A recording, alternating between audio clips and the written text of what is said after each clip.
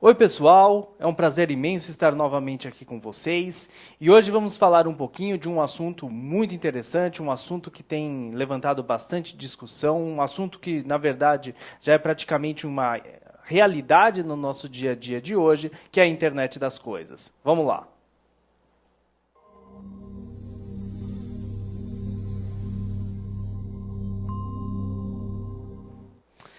Bem, pessoal, então escolhemos esse assunto para tratar um pouquinho com vocês. Não é nenhuma novidade, vocês estão vivenciando essa transformação toda que a tecnologia está trazendo para nós. E uma das, vamos dizer assim, dos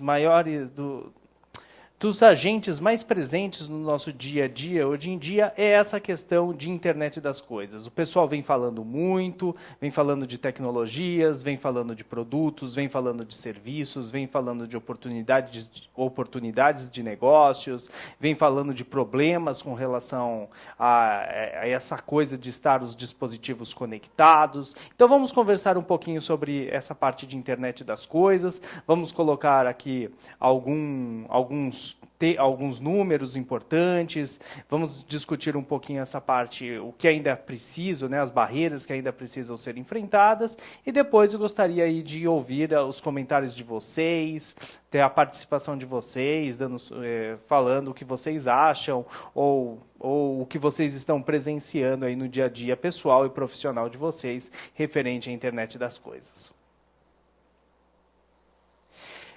Só para comentar, para a gente iniciar um pouquinho essa questão de internet das coisas e conceituar, a internet das coisas é considerada considerada uma revolução tecnológica que vem ocorrendo, onde existe a tendência de todos os dispositivos, ou pelo menos da maioria dos dispositivos que sejam eletrônicos, né, que estejam em contato conosco no dia a dia, estejam conectados na internet.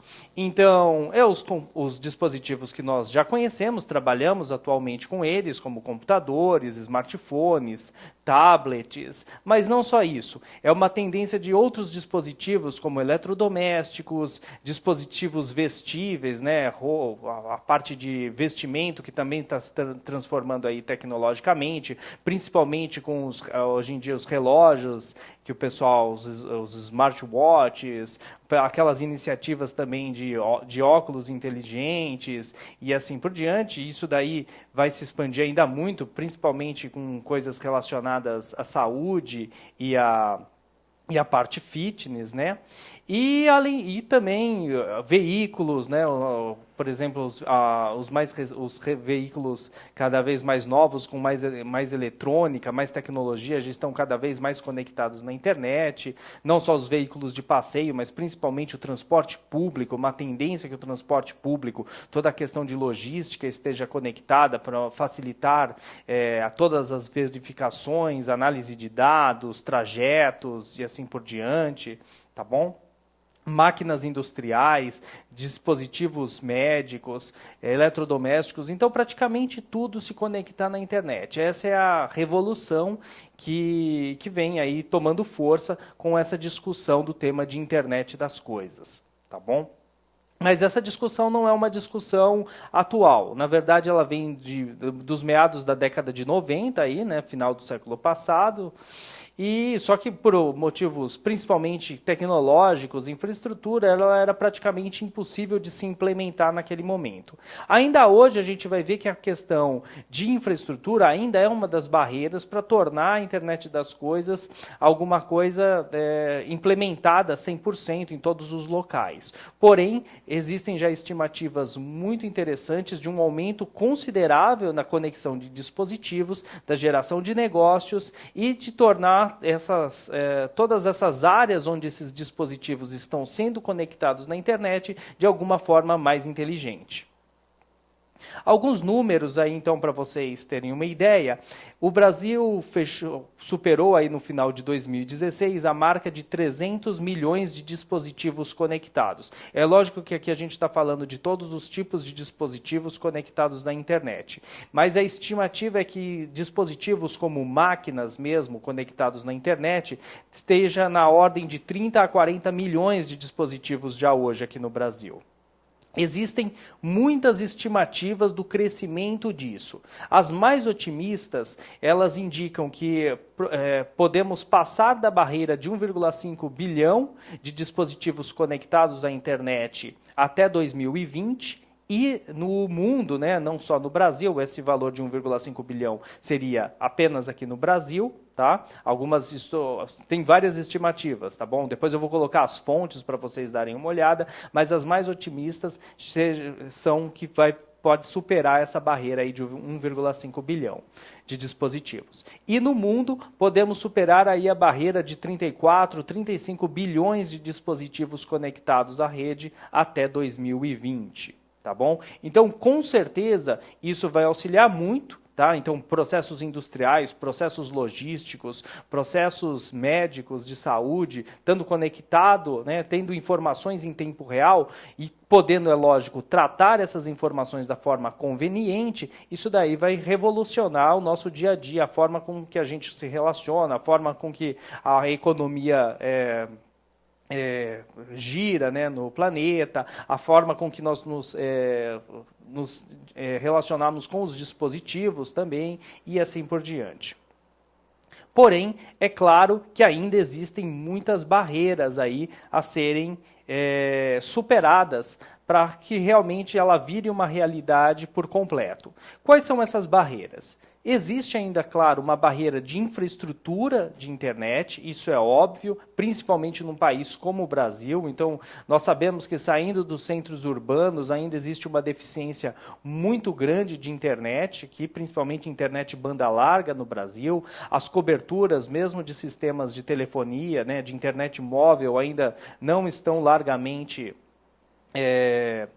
disponíveis. Tá? E de maneira, não só na disponibilidade física, às vezes até existe a disponibilidade tecnológica, mas não existe a viabilidade financeira para se adotar, né, pelos clientes, para se adotar esse tipo de tecnologia hoje, embora nós vemos alguns esforços aí governamentais, tímidos, tá? Sinceramente tímidos, mas estamos vendo alguns esforços. Então, por exemplo, quem é aqui da região de São Paulo, provavelmente está sendo informado aí constantemente que o sinal de TV analógica aqui da nossa região vai encerrar as transmissões, se não me engano, dia 29 de março aqui desse ano. Por quê? Porque essa banda, né, utilizada hoje pelo sinal de TV analógico, vai ser utilizada pelo sinal de banda larga, tá? Principalmente para banda larga que atua mais para o interior do país, tá? Não necessariamente para a banda larga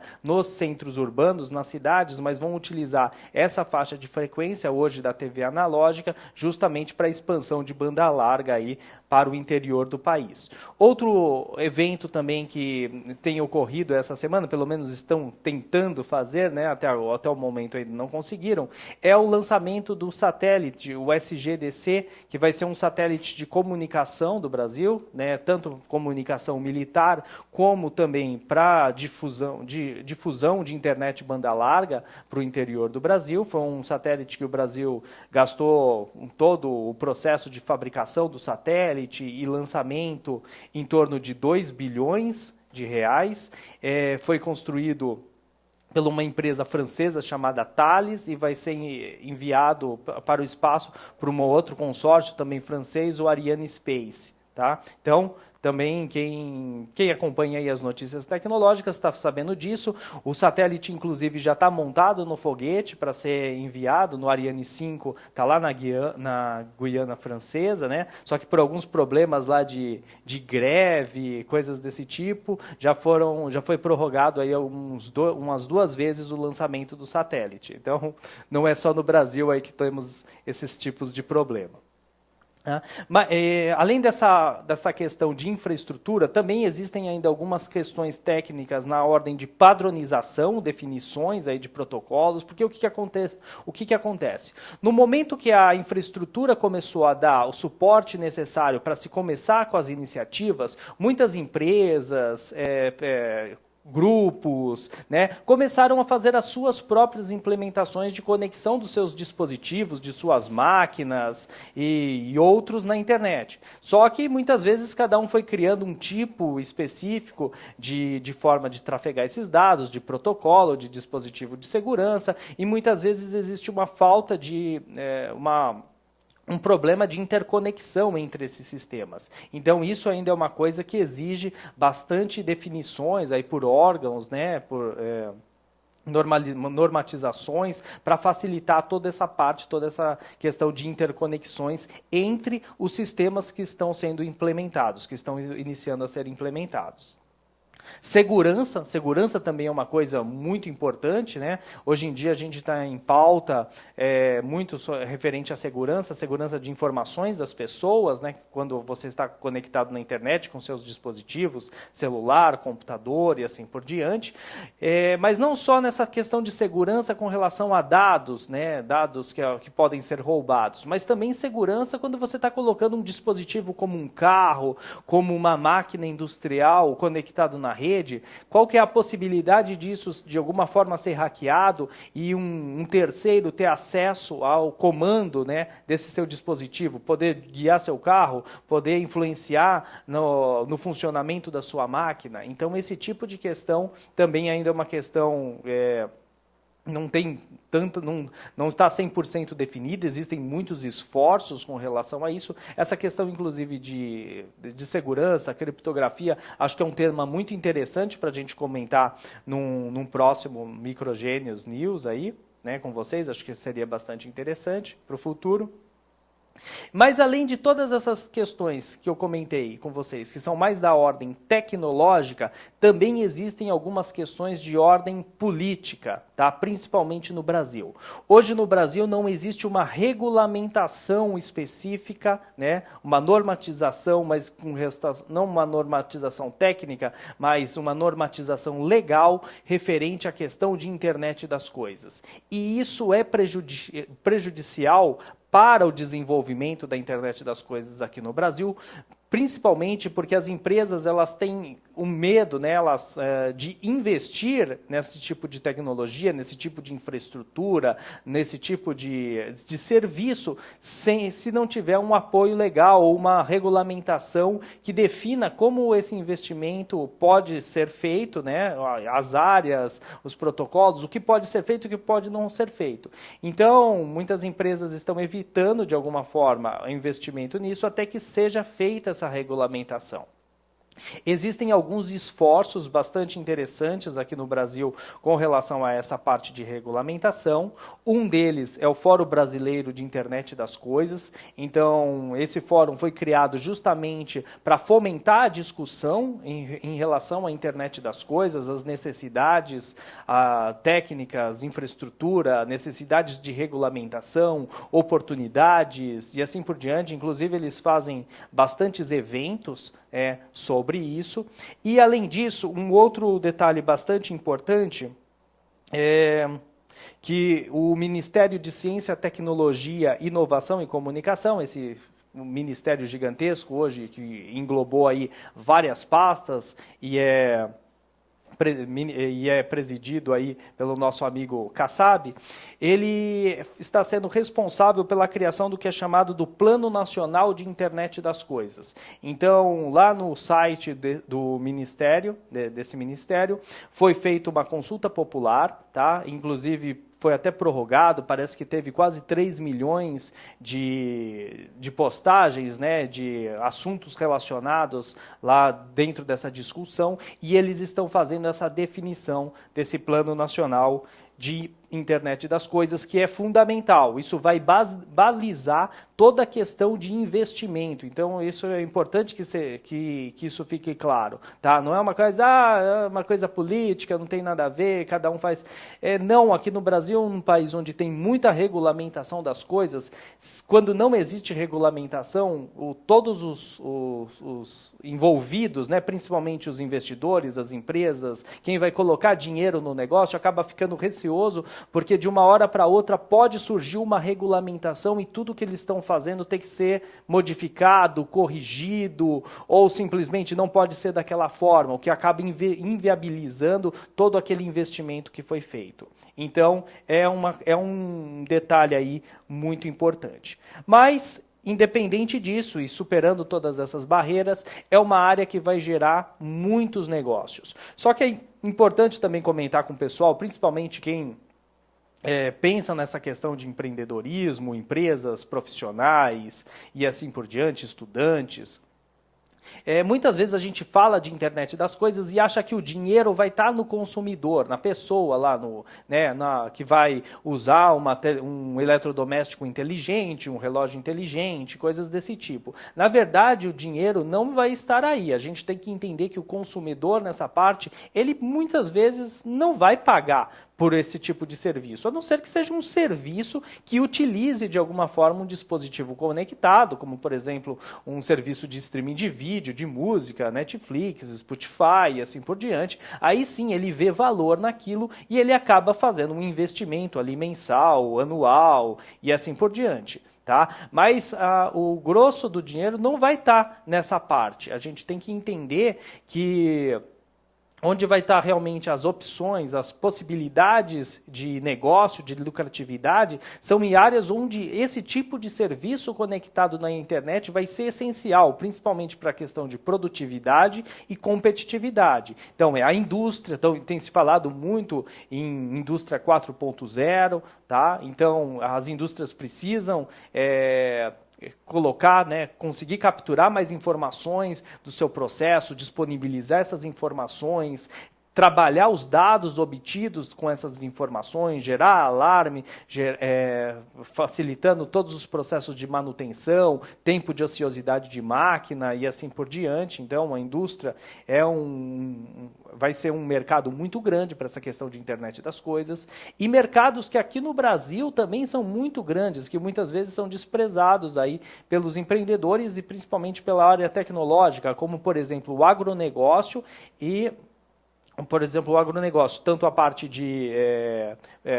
do campo de agricultura, como também a parte de pecuária. Inclusive, eu conversei recentemente com um cliente nosso, que é da área de pecuária, e ele tem dito que está buscando muito essa parte de tecnologia. Ele falou que na agricultura já tem sido mais explorada a questão tecnológica, porém, na pecuária está começando agora os investimentos aí para realmente transformar todo o meio ali da pecuária de uma maneira mais tecnológica, facilitando aí toda a questão de produtividade, competitividade e assim por diante. Então, é um setor muito interessante a ser observado, ainda mais num país como o Brasil. Logística também é um setor muito importante, um setor que vai precisar muito de internet das coisas. Tá bom? Então, esses são 3 setores aí que os interessados em empreender, em trabalhar com isso, precisam sim dar uma olhada. Inclusive, no Fórum Brasileiro de Internet das Coisas,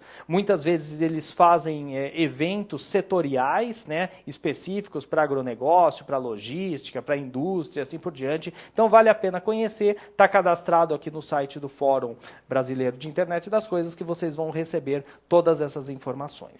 E, por falar aqui também em internet das coisas, a Microgênios ela tem investido muito nessa parte de internet das coisas, de modo a fomentar, a preparar profissionais para cada vez mais estarem aptos a conectar dispositivos eletrônicos na internet. Então, quem é assinante do portal de membros já sabe que a gente tem já alguns cursos voltados para essa área, internet das coisas, Node MCU com conexão na internet, APIs, tem os cursos de TCP/IP embarcado também, inclusive vários aí, e sempre o nosso foco hoje em dia está em sempre que criar um novo treinamento, alguma nova discussão, algum novo material, de alguma forma conectar o que for feito, o projeto na internet. Então, isso balizou, por exemplo, o curso de Raspberry. Então, no 3º dia fazemos diversas conexões lá com servidores externos aí na parte de internet das coisas, o que agrega muito ao conhecimento adquirido do curso de Raspberry. Então,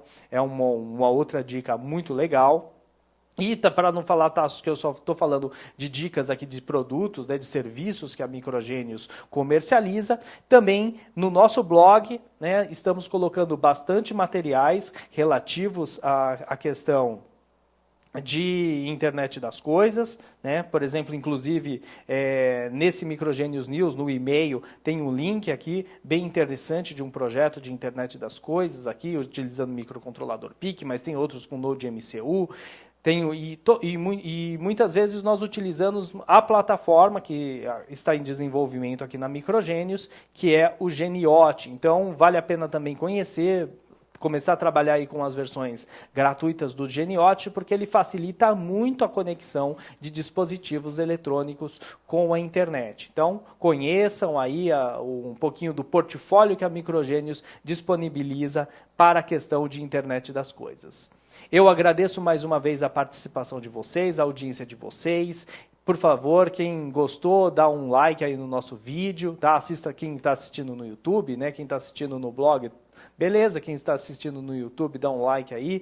Assinem nosso canal também no YouTube, que é bem legal. Vocês vão receber aí as notificações, vão ajudar aí na divulgação também. E também foi lançado já ontem, um novo vídeo daquele nosso outro quadro Dica de Leitura, agora já com os livros técnicos, um livro bem interessante, um ponto de partida aí para quem está começando nessa área de programação.